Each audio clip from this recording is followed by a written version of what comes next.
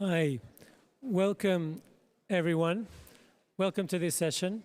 I'm always trying to get used to the fact that the Paris Peace Forum is a silent conference, so I hope that everyone can hear me. It's my pleasure to re-welcome everyone to the 6th edition of the Paris Peace Forum. To the 6th edition, can everyone hear me? Yeah.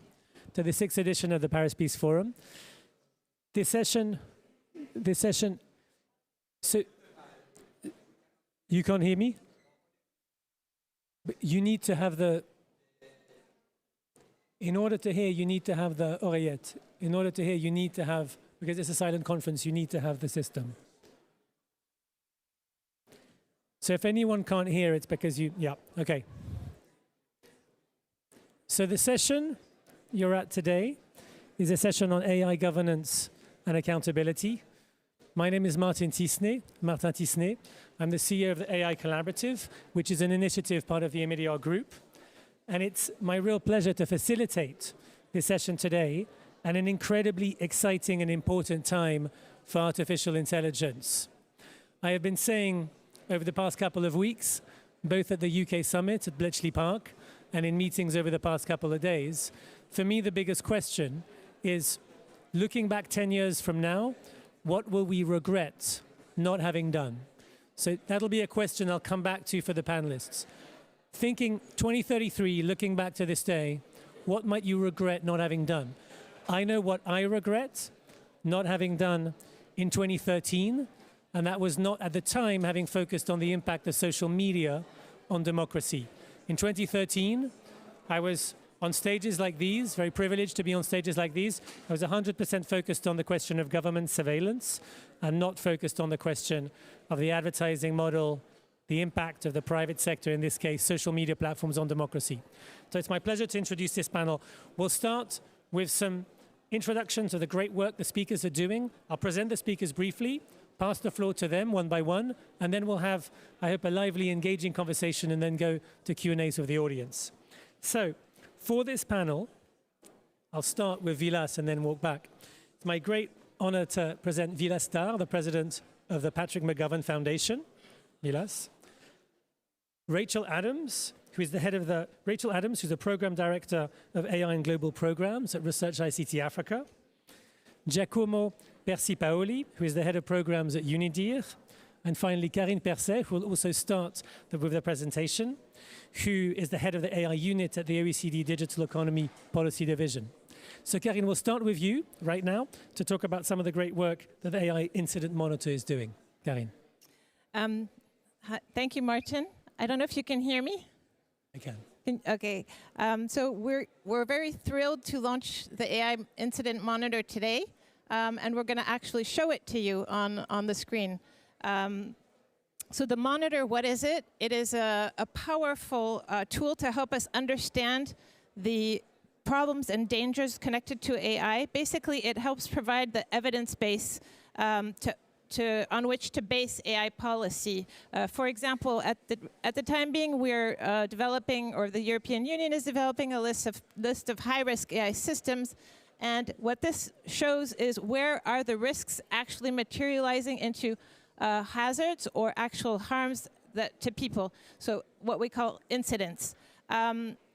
So how it works is it looks at news from reputable outlets from around the world in real time to find reports that pertain about AI incidents, and then it classifies each incident according to the severity level of the incident, according to the types of harm, be they psychological harm, physical harm, or environmental harm, the country and the industry in which the incidents happened, and the group of people that gets harmed, or the individuals that are harmed, for example, workers or children. And it does all of this in an automated way. So now we're going to show you really briefly how you can use this incident monitor. It's very easy to find. It's at oecd.ai/incidents. We can basically what you do is start by searching for whatever keyword you want in the monitor. So for example, let's start searching for children.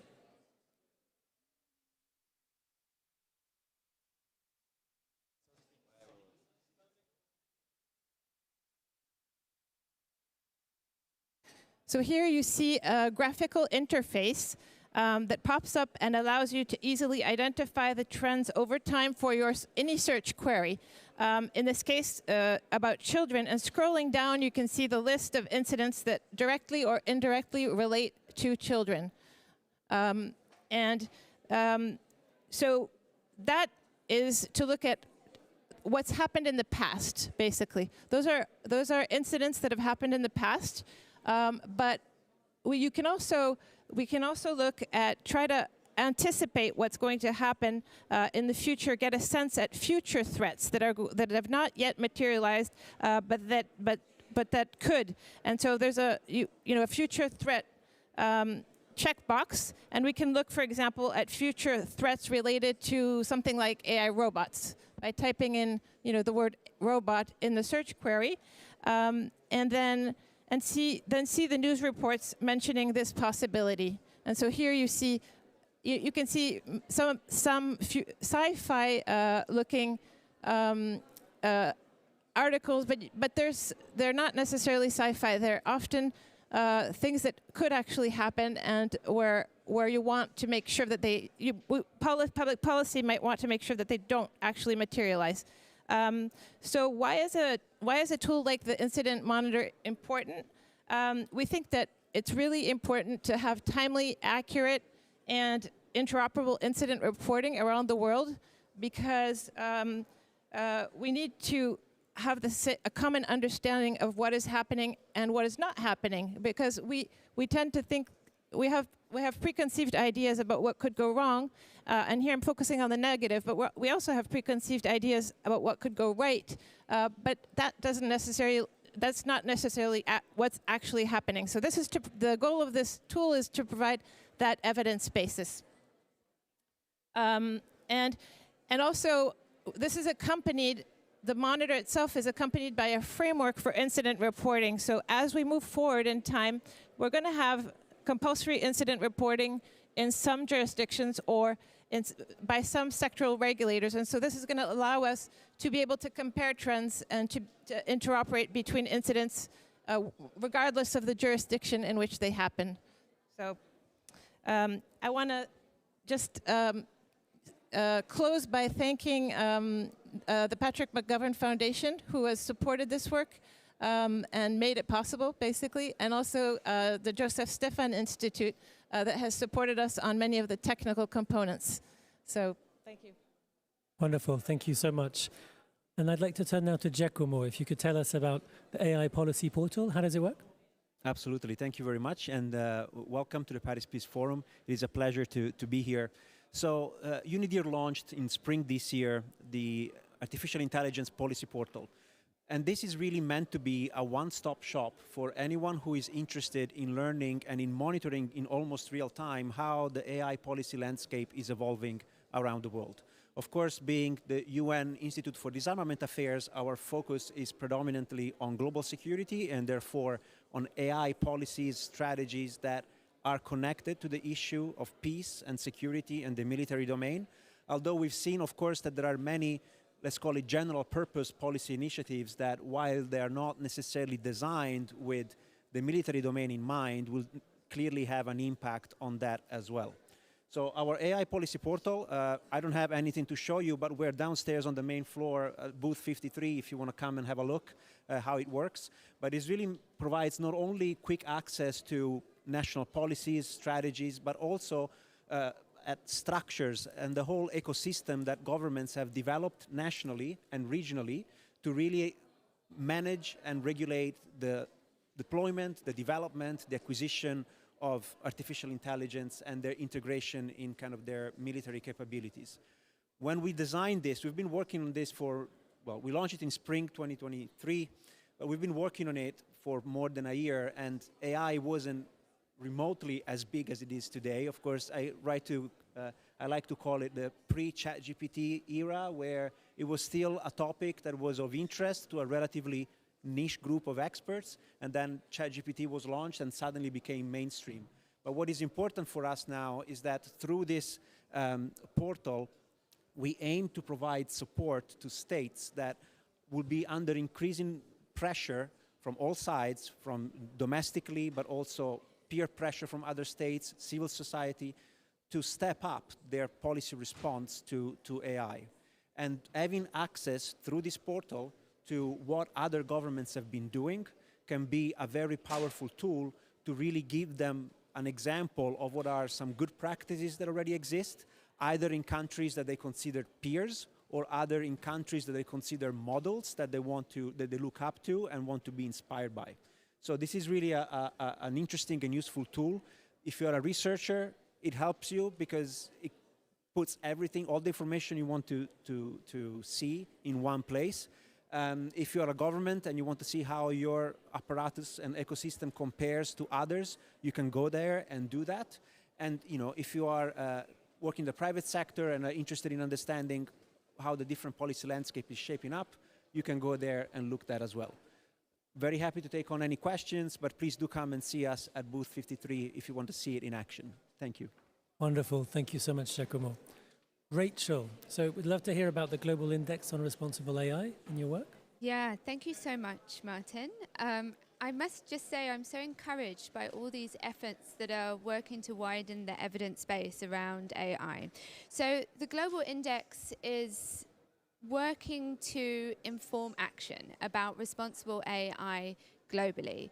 We have designed a measurement framework that benchmarks what responsible AI means, breaking it down into 87 indicators across 29 thematic areas. And as of Monday this week, we have 135 country experts in 135 countries around the world, including 42 African countries, gathering data across this measurement framework. So for us, we are trying to close a very critical data gap and to better inform international cooperation around AI by knowing what is happening in more granularity in very different places around the world. But we're also trying to support and empower actors at a country level to understand why AI is a human rights issue. So for example, human rights defenders or civil society organizations to present very easy to understand information about AI and its relationship to human rights and what kind of activities would be needed at a government level to advance responsible AI in these different places so that we can bring more people into the conversation. Wonderful. Thank you. Finally, Vilas, I know the McGovern Foundation has an important focus around the global majority. So we'd love to get, before we go into the broader conversation, really your take on this moment on equity within artificial intelligence and how you see this playing out in a number of different countries that you work in Latin America and Africa and others. Thank you. Great. Thank you, Martin. Good morning, everyone.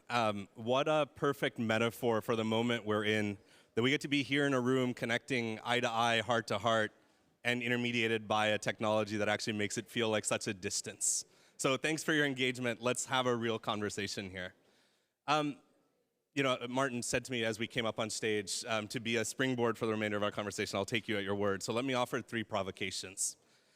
First, I think the subject of these 3 incredible kind of interventionists and speakers who have shared with us, the need for instrumentation that lets us go from broad-based ideals or intellectual frames about what governance should look like to conversations that are truly informed by data, that are informed by a real observation of what's happening in the world in a way that creates for us a new shared vocabulary, a sense of a conversation that lets us at least know where we start from and move together.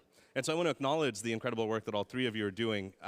I'm very proud to be a part of supporting that, but much more importantly, I'm very proud to see these institutions stepping forward, not merely to provide information resources, but ones that are grounded in values-based development, that are grounded in community voices. So the first there, the increasing need for us to develop this kind of institutional infrastructure. The second, let me offer maybe, again, slightly a provocative point. I think we too often think about policy responses that are driven by data. And I think it's fundamentally an incorrect frame. Martin, you spoke to what we observed and learned from multiple generations of technology driving social transformation, and too often policy was in a place of response rather than one of generation and creation. So I think now as we enter into the AI era, what does it look like for policy institutions to step forward, not to merely understand where technology is creating new modalities, but to recognize, name, and promote what the underlying interests are of communities? To ground ourselves in decades of work that's happened on international law, on humanitarian response, on an idea that we can build a dignity and rights-based infrastructure. And I will say, unfortunately, even in the last 2 weeks of public discourse that has taken over the headlines, too rarely have I seen the words dignity and equity. Too rarely have I seen methods of community participation in debates that are happening in closed rooms. Too rarely do I see civil society included not merely as an afterthought, but as the primary drivers of policy mechanisms.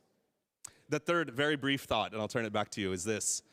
We're at a time now where these are not conversations about long-term ideals that should happen over the traditional modes of an after-dinner conversation. They are critical in the representation of people and their interests in a system that we are building so quickly that we rarely have time to understand what the long-term consequences will be. And so the exhortation that says, whether it's the Secretary General's new high-level advisory board on AI, institutional work that's happening across the institutions represented here, or at global majority national government scale, we need new mechanisms of citizen participation. And we should be thinking about how the tools that have been demoed here today actually drive that and enable a new form of conversation. Thank you. Back to you, Martin. Fantastic springboard. Thank you, Vilas. I mean, your comments really remind me of the impression, in part, one of the impressions I had coming out of the AI Summit last week at Bletchley Park, which I was extremely privileged to attend, and was delighted that there were at least some civil society presentation, and it would have been great to have more. We need to have an approach to artificial intelligence where we can really bend the AI and the technology to the vision that we have, that the people have, a democratic vision for what society will look like in 2033. Less inequality, a green economy, and really drive it and bend it from that perspective. And I think all too often, and that for me is certainly one of the lessons of the past 10 years, our relation to technology, and I'll come to the R and I'll put it back to the group, is something that happens to us. We observe it, and then I think really for me the metaphor of the past 10 years with social media is that we jumped on the bandwagon, we jumped on the train to see where it takes us. And in 2013, we thought it would take us to amazing places. And we saw that that is in part true, and it takes us to very dark places as well. And to avoid that, we need to be intentional. So, as Vilas, you said, in order to be intentional, who is the we, and what is the infrastructure needed to do that? So I'm talking about infrastructure really broadly, the civil society to capacities needed. Who are the people that we want to support? What are the networks that exist, right? 1. 2, government capabilities. How do we increase government capabilities to respond to this challenge at a time in one of the few times where we have this transformative technology, which is almost 100% in the hands of the private sector. So government capabilities. And then finally, the technology itself, how can we bend it in order to support the many and not the few? What is the role within that of open source? That was an extremely contentious conversation last week and over the past few months. So with the permission of the speakers, before coming to the audience for questions, I'd love to have a facilitated conversation. So if you'd like to jump in, please catch my eye, and then we'll have a conversation on this, and then afterwards move to the democratic component of this. So on the infrastructure, who would like to start? Rachel? Great. Yeah, I mean, I'm going to take a very broad perspective on what you mean by infrastructure. And I also want to go back to a point that you made at the beginning about what do we need to do now? And I'm coming from a perspective where AI does not serve many people at all on the African continent. And we have a really huge disparity between what AI is used for and what it is needed for. And I'm trying to think about this question of who are the actors that need to be involved? What are the systems and processes that we need to change that trajectory so we're starting to build the technology we need? And I don't think it begins and ends with the people involved in the conversations in AI.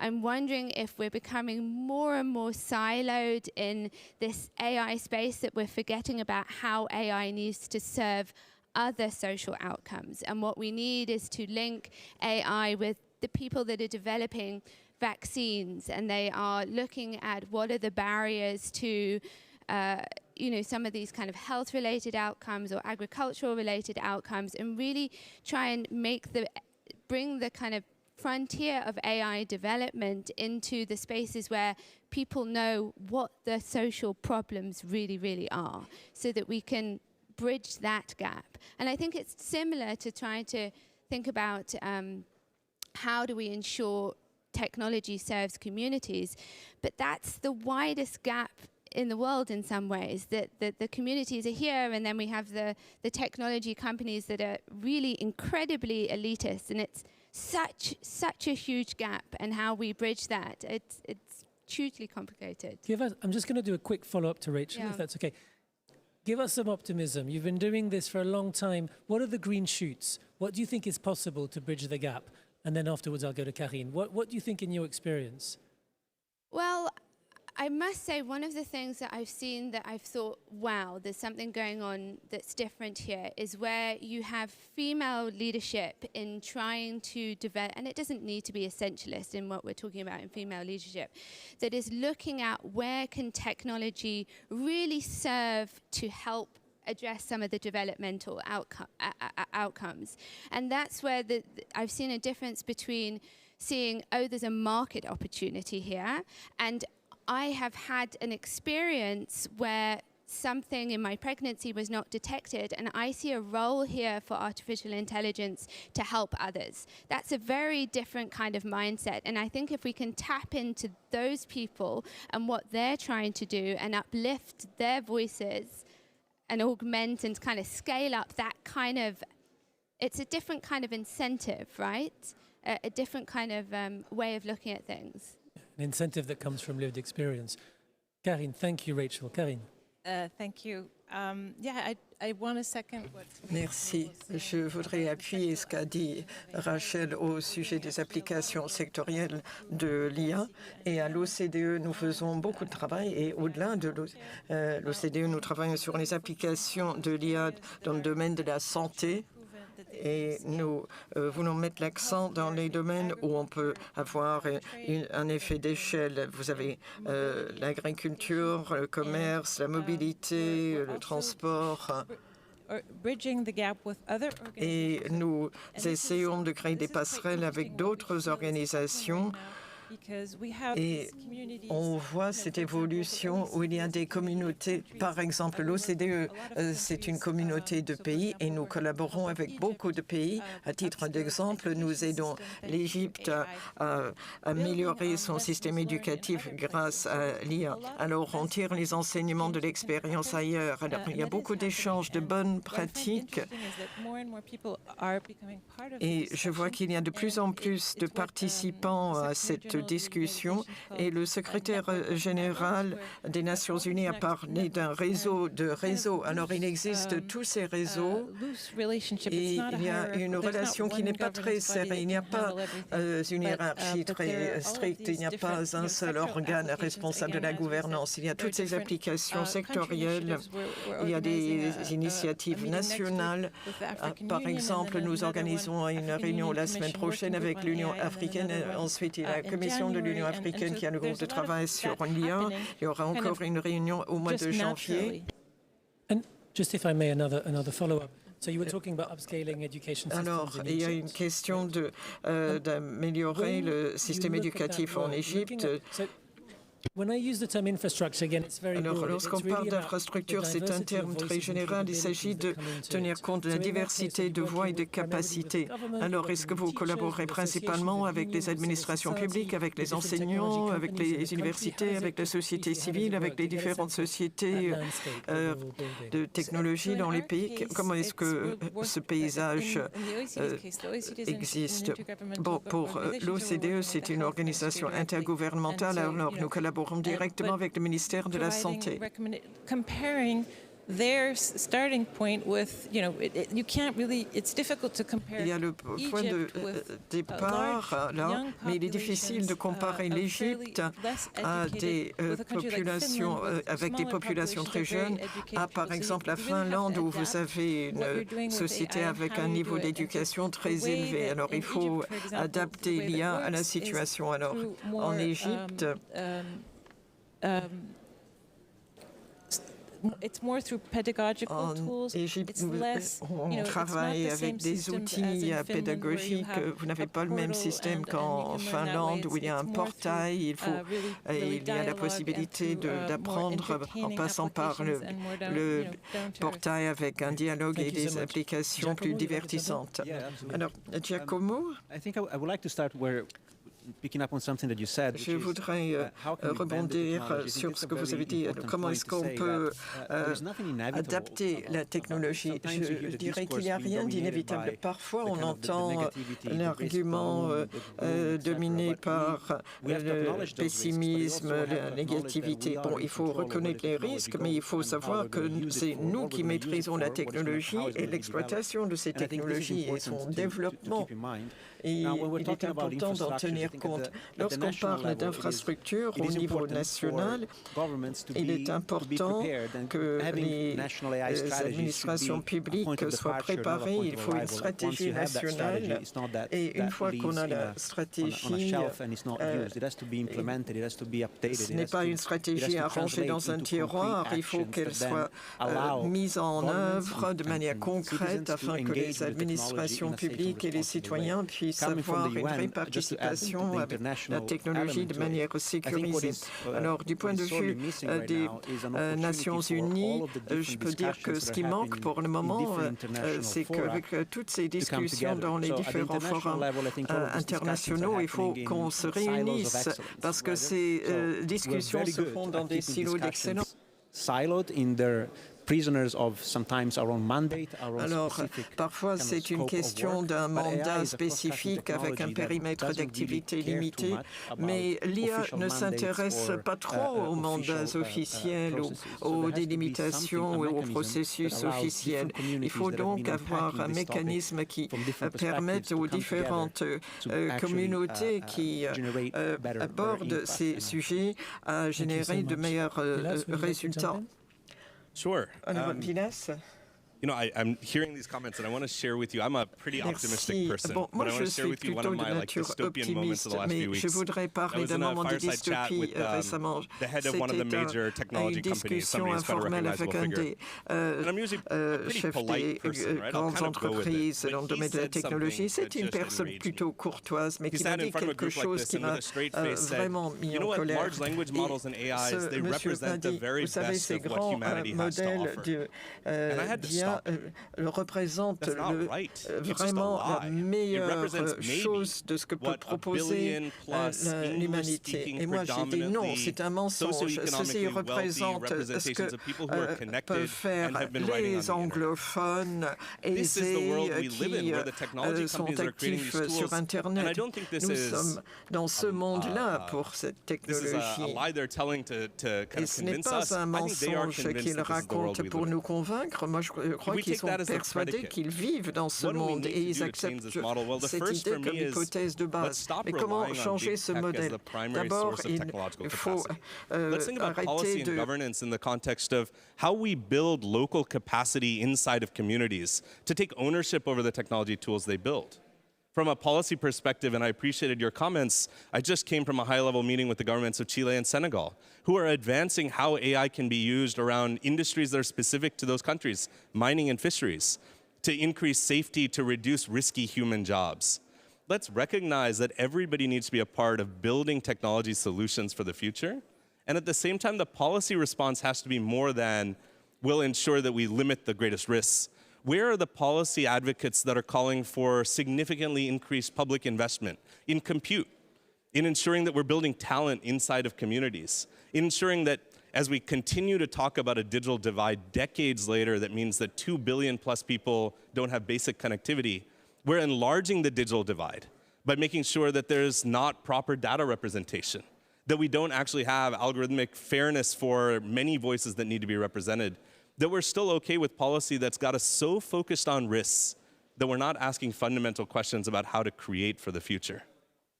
Thank you, Vilas. I'm going to come back to one point and then open it back up to the panel on this. So you make this such an important point in terms of the large language models. What do they represent? What vision of the world do they represent? Now, in part, and you and I have done a lot of work together on this over the years, they represent the data that is codified, that is captured. So thinking about democratic governance, thinking about a vision that's much more inclusive and equitable, how do you see different approaches to data governance, different approaches to codifying that data, to bringing much broader groups to the table? And specifically, I know from your funding and the work that you've done, where do you see some of the innovations for a much more collective approach to data governance, if that's a fair question? You know, I would start from two propositions here. The first is not much of this is novel. If we take AI out of the sentence and we ask questions about how do we build participatory structures and ensure that people have representation and dignity in decision making, we have decades and centuries of work on how to do this well. Sometimes we leave that outside of the room when we get in to talk about AI policy. So let's start there, right? Let's start with naming the fundamental proposition that representation in data sets is a part of dignity and a part of fundamental human rights. That's a stretch and one we can come back to. But let's take that to the second element then, right? Which is, where does novelty become required? Well, it becomes required in new structures. When we think about a transformation from representative democracy to how we have people participate in economic value. So things like some of the work that we've done together, Martin, around new models for data governance, bringing forward data trusts or data collectives, ensuring that we're looking at ancient and cultural wisdom and how we actually bring together participatory mechanisms for decision making, and finding digital analogs that allow that to happen. And at the same time, I think coming back to things like the incident monitor, ensuring that we're building a new public digital literacy about harms, about opportunities, about the mechanisms of governance that actually lead to a robust public conversation. Again, this is not a chat to be had among technologists. It's not even a decision-making process for people who are policymakers. This has to become a global, participatory, and inclusive conversation. Thank you so much. Who else would like to come back to these issues? Rachel, please. Yeah, I want to follow up from some of these really important points you're making, because it's fundamentally good change happens when people are engaged and they demand it. And a lot of the work around we need AI policies, we need law on AI, we need to govern it, is not being driven by people in African countries in particular. In fact, if we talk about we need representation in data sets, absolutely we do. But to do that in a dignified way, people need to know their data rights. They need to know how data is being collected from them. They need to know what's going to be happen with that data, or how they can be involved in stewarding it.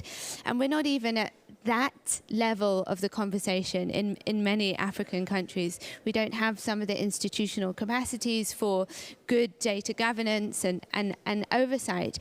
So I think we really need to make sure that when we talk about AI, we're allowing it to talk about all the issues that build up to the digital divide. We don't have electricity 24 hours a day in South Africa, and this should be part of the conversation. But I think there needs to be much greater focus on how do we empower people everywhere to be involved in shaping not just how we use and design this technology for good and in ways that help them, but how it is governed in ways that serve those outcomes. Thank you so much, Rachel. Karine, please. Yeah, I'd like to echo what Rachel said, is that people need to have control over their data and to know what is happening with their data, and that needs to happen everywhere, not just in jurisdictions where their data is protected, like in Europe. That needs to happen more broadly, and that's really critical. There's no way, and it's not just data about ourselves, but it's also increasingly with generative AI systems. It's not just data about ourselves, but it's also our image and our likeness, and that's come up quite frequently in the past few weeks during the summertime, where it's not just about our exact data, but about things that are similar to us. So I think that's something that really needs to happen, and it happen everywhere, and with multinational companies understanding that. Thank you so much. Giacomo, would you like to come in? Yeah, very quickly, I think the discourse on data is absolutely fundamental, also in the context of at the international level of the UN, of course. The issue is that how do we make sure that these voices, that the people's voices are then heard? What are the mechanisms, the tools, the instruments that would allow even if you had the chance to capture these voices, how can these voices be heard in those kind of discussions, right? And I think here it is particularly important that the role of civil society, I think it's key. We often hear multi-stakeholder as the way forward. The UN and other intergovernmental organizations are designed by states, for states, to enable the discussions among them. But it's increasingly important that private sector, in this case civil society, they find a way of being integrated in these discussions. So I think as we explore ways for people to become more involved in discussions and decision-making processes, this involvement has to be then captured and represented through the amazing work that civil society can offer.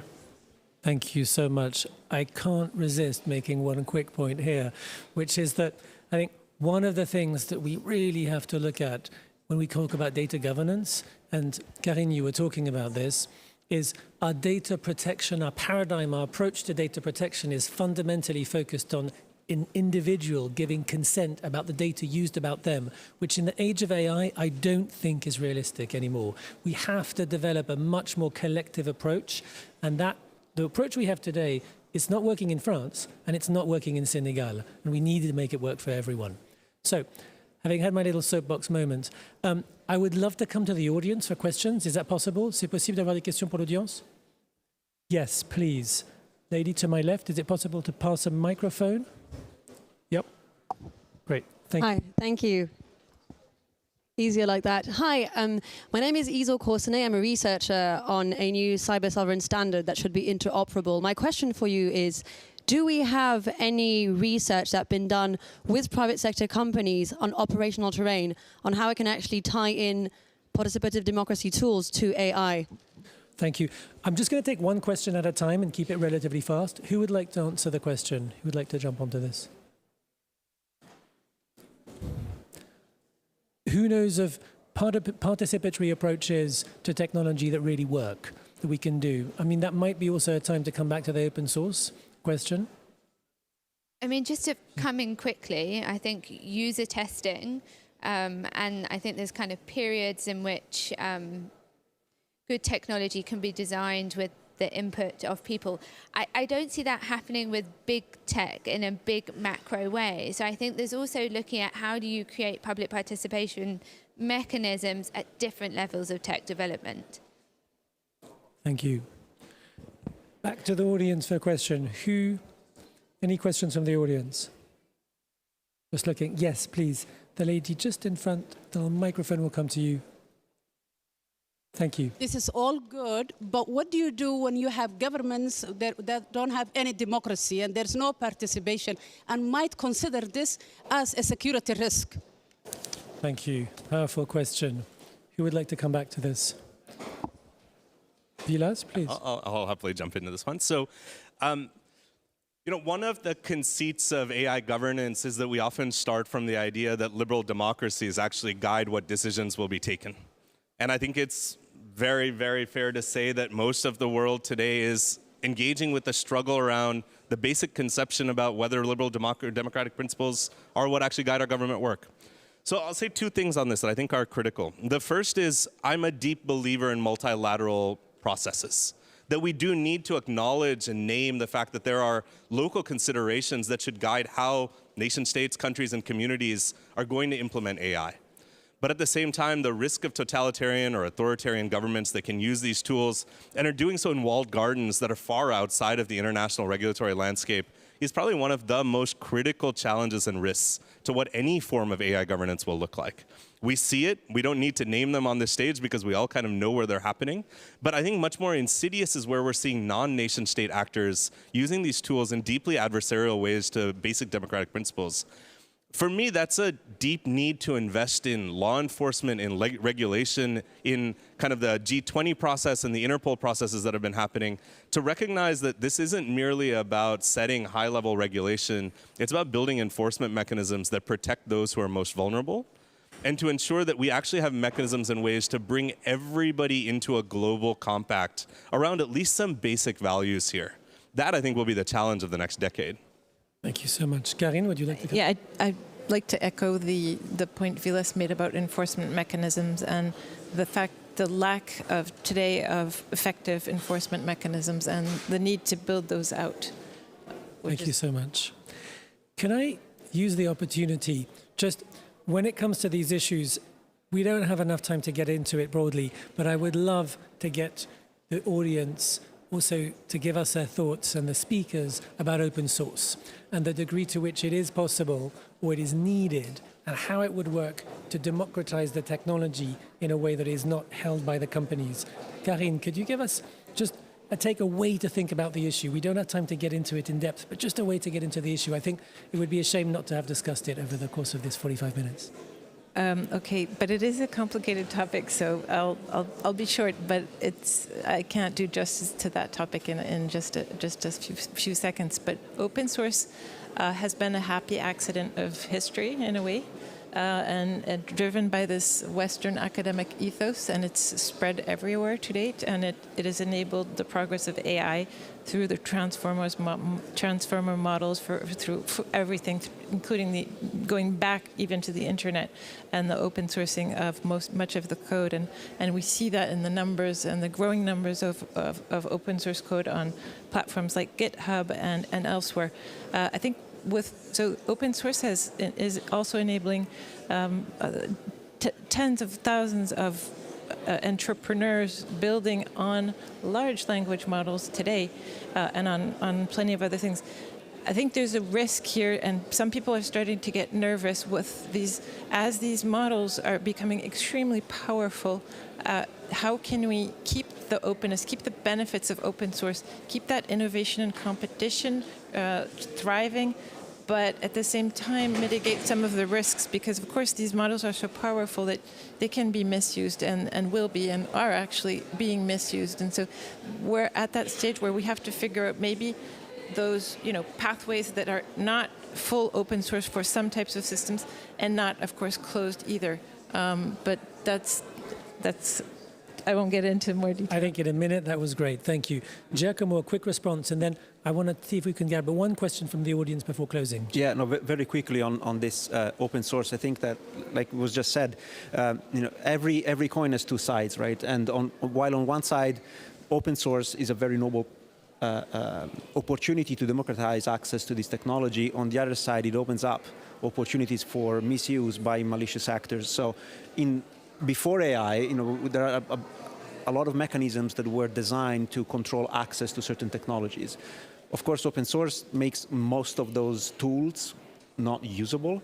Therefore, I think it is important that we also invest in making sure that the research and development community understands the risks that may arise from putting out there things that could be easily misused. So I think that there is also an investment to be done in the ethics of the research and development community, and what do you put out there matters, so to speak. Thank you. I think we have the topic for our next session. I want to get a last question just as we end up. I think there's a mic coming to you. Please. Thank you so much. My name is Elena Klatscher. I'm part of the Digital Office at the United Nations Development Programme. I have one thought just on the open source that you just mentioned, and then I had another question. So on the open source piece, I think what you just mentioned was really interesting, the importance of building the capacity of the researchers. I would add to that it's also really about strengthening the capacity of the local ecosystems then to continue to maintain these open source solutions if they are being put out in the open. But just one add to that. The question I had is, we talked a lot about the importance of data and governing data, ensuring we protect personal rights.